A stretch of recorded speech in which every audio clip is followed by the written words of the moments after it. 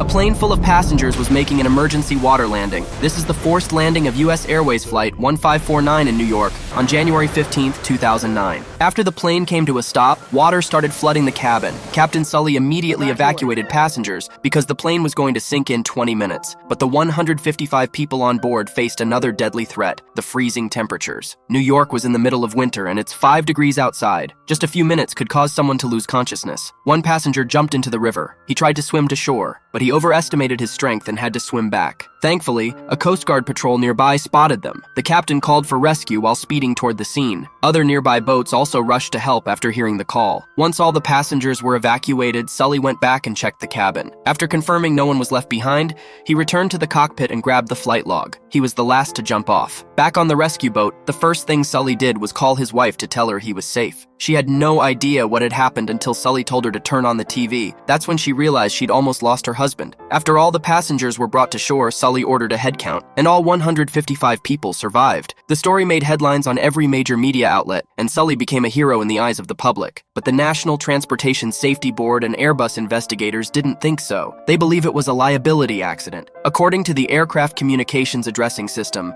the left engine was idling. This meant the plane had enough power to return to the airport. Sully immediately argued the data must be wrong and said they'd know if they examined the left engine. But investigators said the left engine was lost during the water landing. Even if you were right, the plane could still have safely returned to LaGuardia. Engineers ran simulations under the same parameters, and the plane landed safely at LaGuardia in every trial, and also at Teterboro Airport, 11 kilometers away. At the upcoming hearing, they'll run a manual simulation. If the simulation succeeded, Sully wouldn't just lose his job, he'd be labeled a criminal. His mistake had cost the company an aircraft and, more importantly, endangered over 100 passengers. Hearing this, Sully felt immense pressure. He even had hallucinations. But with 40-plus years of flight experience, the plane couldn't make it back to the airport. Something had to be wrong.